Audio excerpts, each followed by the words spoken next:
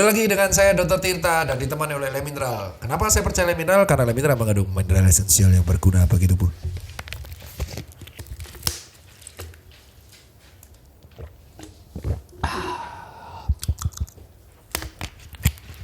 Ya, ASMR bro.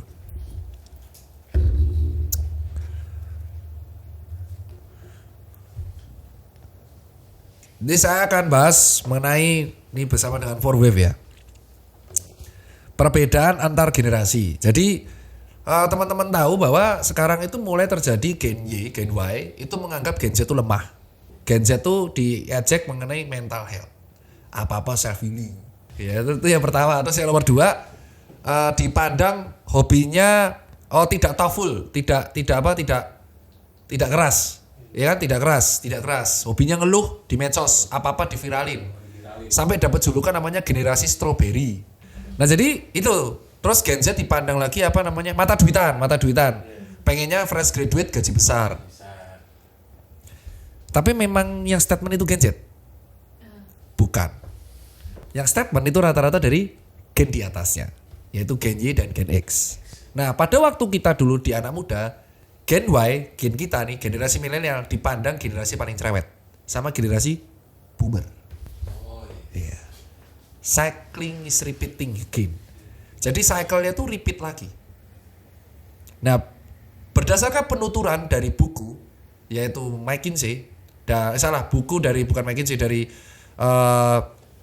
Philip Kotler mengenai marketing 5.0 dan 4.0. Dan buku-buku yang dikeluarkan dari McKinsey dan habis itu project management bisnis dari HBR dan kuliah-kuliah dari ITB dan jurnal-jurnal terkini mengenai marketing digital, generasi yang ada di muka bumi ini sekarang terpisah dari 5. Yang pertama adalah generasi baby boomer. Generasi baby boomer ini diprediksi sisa 6% orang di dunia. Itu yang ngomong McKinsey tahun 2023 Januari. Mengatakan bahwa tinggal 6%. Generasi baby boomer adalah generasi yang lahir di era perang dingin. Ya, era perang dingin antara blok Soviet melawan blok Amerika. Saat ini point of view-nya, kalau kalian yang nonton ini Gen Z, biar kalian tahu saya terangin. Baby boomer yang lahir di tahun periode 65 sampai 75. Ya, 75 dah eksis sebenarnya. 65 lah sampai 70-an. Itu lahir di perpecahan politik menjadi dua kubu pasca perang dunia II. Saat itu ekonomi itu lagi buruk banget. Ya, hidup tuh keras banget. Listrik juga terbatas, internet belum ada. Dan kerjaan yang dipandang stabil saat itu adalah kerjaan yang berseragam. PNS, dokter, polisi, TNI. Karena memang yang saat itu income stabil ya hanya itu aja. Paham ya? Nah terus karena mereka hidupnya nggak enak, jadinya mereka ngirit. Karena di tahun segitu, buat teman-teman Gen Z dan yang belum tahu ya, di tahun 65-75 memang hidup tuh keras banget bro. Bapak saya tuh lahir tahun 58, mama saya tahun 58. Jadi saya tanya beneran, bapak saya tuh beneran goes dari Boyolali Sambi untuk kuliah di sekolah di Semea 1 Boyolali. Semea, dulu ada namanya Semea, Sekolah Menengah Ekonomi Atas. Modar, di sekarang nggak ada. Dan habis itu bapakku juga masih goes dari Boyolali ke UNS. Makanya saya suka goes. Lewat Waduk Cengklik itu, kalau kalian tahu dari Sambi, lewatnya Simo, Waduk Cengklik ya kan. Terus habis itu sekarang jadi embarkasi dekat situ, terus habis itu ke lewat Jebres langsung terus ke UNS. Dan memang saat itu memang susah zamannya. Maka orang zaman dulu taunya itu kerjaan income bagus, ngirit. Dan mereka tuh pragmatis. Dan sangat percaya propaganda. Itu yang membedakan boomer dengan kita. Percaya banget karena saat itu kan propaganda kenceng bro. Propaganda apa? Liberal, sosial, fasis, komunis, marxisme, buaya apa. Dan itu propaganda lagi kenceng-kencengnya tuh. Jadi ketika ada hoax di grup WA, mereka percaya gak? Nah, gampang banget dihasut. Karena mereka saat itu ya mendapatkan mendapatkan propaganda kan dari ini. Selebaran, poster. Jadi mereka menganggap apa yang disebarkan di grup WA itu percaya. Itu boomer. Nomor 2 itu adalah Gen X. Gen X itu rata-rata anak-anaknya boomer. Jadi anak-anaknya yang lahir di anak sulung atau adik-adiknya boomer yang lahir di generasi tahun 75 sampai 85. Ya, anak-anak ini anak-anak yang lahir di periode ini itu merasakan perkembangan ekonomi Jepang yang masif. Saat itu di Jepang mengalami perkembangan ekonomi yang sangat pesat. Sampai satu harga tanah di Tokyo itu sama aja harga di Las Vegas. Ya, jelas tuh. Nah saat itu di tahun 75 sampai 85 karena mereka dididik oleh boomer-boomer, mereka memiliki mentality terpakem. Jadi kayak kuliah, beasiswa, luar negeri, ya kan, pendidikan is the best. Kritis. Ya. Dan mereka tuh ngejar karirnya pakem. Dan rata-rata Gen X itu sekarang yang memimpin di perusahaan-perusahaan besar di dunia. Kalian bisa cek CEO-nya Google, CEO-nya perusahaan-perusahaan Silicon Valley dan perusahaan-perusahaan top di dunia selain Silicon Valley ya. Sama kalian bisa cek yang memimpin perusahaan-perusahaan di Indonesia itu kalau nggak boomer Gen X. Jadi Gen X sekarang lagi di puncak karirnya. Kamu X mepet belum? Ya, itu Gen X. Nah, Gen X itu kenal internet ketika mereka kerja. Tahun 90-an. Ya, ketika kerja. Gen X itu mulai mengenal internet rata-rata sebagai kerjaan. Komputernya masih gede. Apple masih gede. Apple itu masih komputer. IBM. Komputer. Jadi Telkom internetnya masih tetonet. Telkom 0809 triple 94 kali.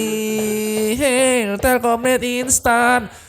Kalau anak Gen Y, Gen milenial itu mengenal itu sebagai buat hiburan, buat apa?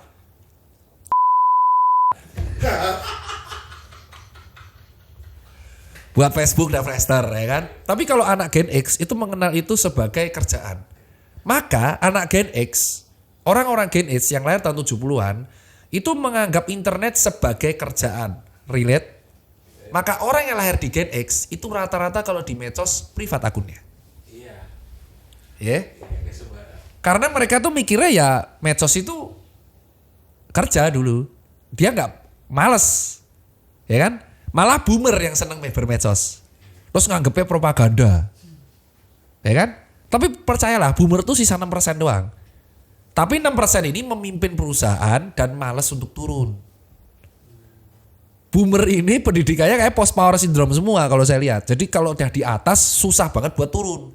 Jadi Gen X yang harusnya memimpin sekarang ini belum mimpin sebagian besar. Ada yang memimpin tapi ada yang di bawahnya boomer terus. Gen X. Generasi yang mengalami perkembangan teknologi pertama kali itu adalah Gen milenial atau Gen Y. Yang lahir dari tahun 88 atau 87 sampai tahun 96-an. 97. 97 ke atas itu sudah dianggap Z sebenarnya. Nah, gen-gen yang lahir di tahun milenial itu mengalami 3 perkembangan paling masif. Yang pertama, mereka mengalami MTV. Ketika MTV masuk ke musik pertama kali, dan itu ketika mereka usianya belum dewasa. Kalau Gen X mengenal musik sudah dewasa. Sebagai taste. Gen Y itu mengenal musik sebagai bagian dari gaya hidup dan anak muda pencarian jati diri.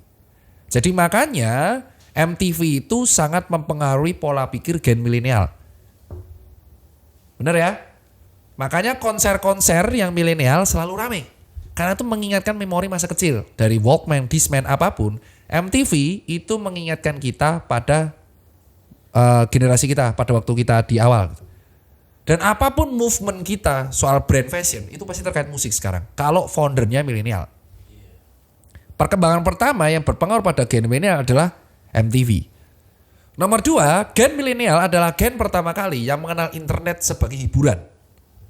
Lewat Friendster, lewat MySpace, lewat Instagram 2013, lewat Twitter 2008-2007, lewat Facebook di 2009, lalu lewat Tumblr, Reddit, Kaskus. Orang Indonesia tuh suka ngobrol, terbukti di Kaskus dan Detik Forum. Ya, makanya thread-thread gitu viral, di Twitter juga viral. Jadi orang gen milenial itu orang pertama kali yang sudah mengenal MTV, ya sebagai hiburan, musik sebagai pencarian jati diri. Nomor 2, mengenal internet sebagai hiburan. Dan nomor 3, mengenal internet sebagai dagang. Ya, jadi triple. Makanya orang yang pelopor pebisnis di bidang online rata-rata gen milenial. Lewat apa? FJB Kaskus. Lewat FJB Kaskus. Kalau kamu cek zaman dulu, Andrew Darwish membuat forum Kaskus karena dia Gen X. Gen X itu sebagai alat komunikasi internal dengan teman-temannya. Yang akhirnya ternyata banyak gen milenial ikut malah buat forum. Buat diskusi dan yang viral FJB-nya. FJB Kaskus mendapat kompetitor pertama kali adalah tokobagus.com sebelum ada Tokopedia. Baru setelah itu ada Elevenia, ada Tokopedia, ada Shopee. Urutannya tuh gitu. Jadi Gen X itu mengalami 3 perkembangan masif. Musik, MTV, internet, hiburan, internet buat dagang. Lalu lahirnya Gen Z. Gen Z ini anak-anaknya Gen X sama boomer yang bungsu-bungsu. Gen Z itu lahir di era dari awal the first native digital. Karena mereka lahir dari awal internet sudah ada. Buat kerjaan tahun 98 sampai 2002. Mereka tidak tahu apa itu tragedi krisis ekonomi 98. Nggak tahu. Mereka juga nggak tahu itu tragedi 2008 ada krisis juga. Masih kecil. Mereka tahunya ketika sudah mengenal musik tahunya dari MP3 player. Mereka sudah tahu HP bro. Gen Z itu umur 5 tahun 2003-2004 udah tahu telepon genggam. Kita aja kenal apanya? Siemens C60, Nokia 6600, Nokia 7610, N komunikator. Kita itu kenal HP smartphone itu di BlackBerry ketika saya kuliah 2009. Gen Z mengenal BB umur 10 tahun. Samsung mengeluarkan Android pertama kali itu di tahun 2008 sampai 2010. Kita kenal buat untuk harian. SMA HP saya masih Nokia 5300 Express Music. Kenapa music? Karena kembali lagi saat itu kita nggak paham karena milenial tuh sangat terikat pada musik, makanya sampai Nokia ngerilis musik. Sony Ericsson ngerilis HP musik, W series, Walkman series, inget gak? Gen Z, iya kan Gen Z itu umur 10 tahun dapat touchscreen bro. Ketika kuliah, Gen Z itu sudah tahu iPhone-nya bukan 3GS lagi, 6, iPhone 6, 8, 10. Gen Z. Jadi Gen Z sudah mengenal medsos di 2008-6 itu sebagai bentuk keseharian mereka. Di zaman SMP, generasi milenial itu nonton TV, lihat Walkman. Gen X pada waktu kecil mainnya gobak sodor sama betengan. Gen boomer gak bisa main karena kere-kere. Anak kecil suruh kerja. Nah Gen Z dari lahir mainnya sudah internet, udah mengenal internet. Dan ternyata setelah diselidiki Gen Z ini populasinya akan menjadi terbesar di tahun 2025-2024. Di 2024 rata-rata Gen Z itu sudah berusia produktif. Yang paling tua tahun 97 itu udah berusia 26 tahun, 98 25 tahun. Yang lahir tahun 2000 itu sudah berusia 24 tahun. Yang lahir tahun 2006 sudah berusia 18 tahun, sudah bisa nyoblos. Sudah bisa nyoblos, sudah bisa nyontreng. Maka tahu kenapa tokoh politik sangat menggandrungi Gen Z? Karena Gen Z ini akan menjadi swing voter penentu kemenangan di 2024. Begitu. Nah Gen Z ini tipikal ya berdasarkan penaturan Philip Kotler bukunya. Kalian bisa cek di Gramedia atau di Periplus. Itu sangat-sangat fast moving. Jadi terbagi menjadi 2. Gen Z ini marketnya menjadi kedua. Satu sangat minimalis, jadi dia tidak peduli brand, baju polos, apapun yang tidak peduli brand. Satunya sangat hedonis, jadi dia sangat peduli brand. Dan ini kebagi 2. Tapi mereka dua-duanya itu sangat cepat perputarannya. Itu Gen Z. Dan Gen Z ini karena dari lahir terbiasa berpendapat lewat medsos, bukan dari lahir, dari kecil umur 10 tahun mereka yang lahir 98, umur 10 tahun 2008 ya medsos, tahu Facebook, Friendster, ya kan? Dan ketika mereka itu udah gede Twitter, ya kan? Jadi mereka terbiasa berpendapat lewat media sosial. Mereka akan lebih vokal daripada gen milenial. Pasti. Nah, bayangin dalam satu kantor. Sekarang kalian bayangin dalam satu kantor, ada gen boomer, ada gen X, ada gen Y, gen Z karena gen Z udah kantor. Akan clash gak? Pasti. Gen boomer gak akan cocok sama gen X. Gen boomer gak akan cocok sama milenial. Karena milenial itu sekarang posisi umur 30 tahunan dan dia sudah memegang kejabatan dan vokal. Senangnya karena dia terbiasa ingat mengenal internet sebagai hiburan dan bisnis, pengennya langsung gerusa-gerusu, sak, yang penting cepat. Itu milenial, efektif dan efisien. Jadi boomer akan selek sama milenial. Gen X sama milenial akan selek sama Z. Pasti selek sama Z. Karena milenial ini mengalami perkembangan teknologi. Dari dia telepon, rumah, sampai gadget. Z itu dari awal udah gadget. Jadi gen milenial akan merasa lebih superpower daripada Z. Pasti selek. Dan Z ini lebih kritis. Akhirnya terjadi clash of generation. Padahal harusnya itu menjadi advantage bagi kantor tersebut. Kalau kita tahu typical marketnya Gen Z, ya kamu dagang apapun akan laku. Intinya siapapun yang meraih suara dari Gen Z itu menang Pilpres. Logis kan kenapa mereka ikut anak muda, acaranya anak muda banget. Ya karena Gen Z yang memegang kemenangan. Gak mungkin dok. Ya udah kalau Gen Z semua anggap aja golput. Siapa yang menentukan kemenangan? Gen milenial. Milenial suka musik gak? Sama aja. Iya. Gen X suka musik gak? Iya, walaupun belum ada MTV. Tapi tetap aja dia tahu MTV ketika dewasa kan. Boomer sisa berapa? 6%? Enggak, tapi yang punya uang, peredaran uang di Indonesia besar, itu boomer semua. Peredaran uang yang besar, 90% peredaran uang besar di dunia ini itu masih di-handle sama boomer. Dan boomer itu tipikalnya kalau udah dapat uang gak mau lepas jabatan. As always. Karena apa? Polemik masa lalunya di tahun 60-an. Cari uang tuh susah. Maka ketika mereka sudah nyaman, mereka gak mau ngelepas itu ke bawah. Dan boomer tuh hobinya ngebeli rumah semua. Sampai milenial sampai Z gak punya rumah. Ya kan? Nah, that's it. Class of-nya. Itu alasan kenapa Gen Z itu sekarang sama milenial rata-rata sebenarnya senasib. Sebenarnya milenial sama Z itu senasib. Beli rumah susah. Hidupnya cuma dari gaya hidup, nongkrong dan kawan-kawan. Nah, lahirlah generasi satu lagi. Generasi Alpha namanya. Generasi Alpha adalah generasi yang lahir rata-rata dari anaknya Y. Yaitu lahir di tahun 2014 ke atas. Generasi ini dari lahir hiburannya sudah YouTube. Otomatis dia akan belajar sendiri. Jadi generasi Alpha akan lebih dewasa daripada generasi Y dan Z dan X. Itu yang kalian sebut dengan bocil. Iya. Kalau anak orang dan bocil-bocil ini yang lahir di tahun 2016, generasi Alpha, itu adalah meniru orang tuanya. Copy paste gila. Kalau orang tuanya hobinya main HP terus, anaknya juga akan main hobi HP terus. Dan dia itu meniru sesuatu dari YouTube. Contoh, orang tua milenial, anaknya ribet, kasih HP, tablet suruh main. Anak zaman sekarang udah bisa main Roblox. Aku main Nintendo. Anakku gak kenal Nintendo, taunya Roblox. Anakku aja sudah les Inggris dari TK.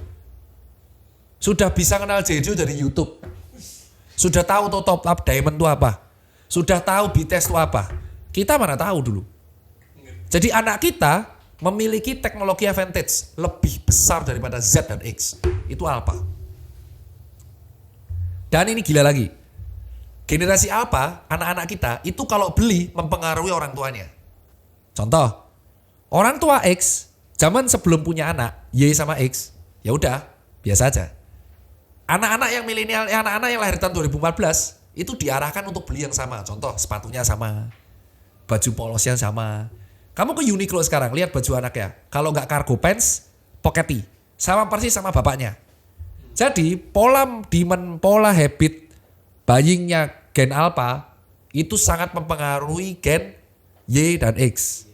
Nah, jika perusahaan bisa memiliki sebuah barang yang menguasai semua market ini, dia akan abadi sampai 20 tahun lagi. Karena Gen Alpha akan tua. Perusahaan yang stuck di Gen X akan bangkrut. Karena Y sama Z gak akan mau pakai.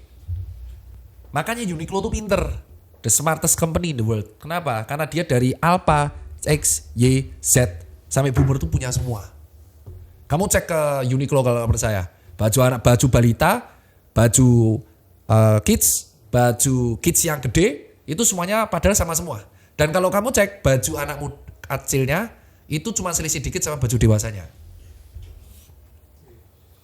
Ya, jadi family pack itu lebih bagus. Gila. Jadi bayangin Gen X, Y, Z sama Alpha di total boomer itu cuma 6%. Tapi lucunya 6% boomer ini yang menguasai peredaran uang di beberapa belahan dunia. Termasuk di Indonesia. Boomer ini suruh pensiun sulit. Baby boomer ya, bukan boomer. Baby boomer ini suruh pensiun sulit. Berat kan? Nah, itu buat teman-teman biar sadar. Gen yang sudah merasa cukup atau tahu, udah self devote aja lah. Itu baru gen salah, Y sama Z. Tok. Iya, Gen X itu masih ngikut. Gen X kan masih hidup di ekonomi gak enak. Gen yang mempopulerkan kata-kata self healing pertama kali itu sebenarnya milenial dan zilenial. Ya. Makanya generasi boomer sama X itu gak relate. Apa-apa kok self healing? Ya karena hidupmu cari uang terus sama jabatan. Hidupmu ambisius terus. Kau pernah susah, saya tahu. Makanya kamu pengen kalau bisa beli rumah 100 mereka itu. Coba tanya Gen Z sama milenial. Pasti kalau ditanya mending sewa daripada beli rumah. Kalau nggak beli, kalau kamu pensiun pengen usia berapa? Semakin generasinya muda, semakin malah mereka pengen pensiun dini. Beda kan sama boomer sama X. X ini yang dilematis, mau ngikutin baby boomer apa ngikutin Y. Ya, X itu transisi, betul. Makanya tergantung dia kerja di mana. Kalau X ini kerja di teknologi startup yang lebih banyak gen Y-nya, dia akan ngikutin. Lucu kan, baby boomer menguasai hampir 6% di negara-negara. Mereka 6% tapi mereka menguasai hampir 90% uang di negara. Itu aja kalau dari saya, semoga gak ada yang baper dan sampai jumpa di konten berikutnya.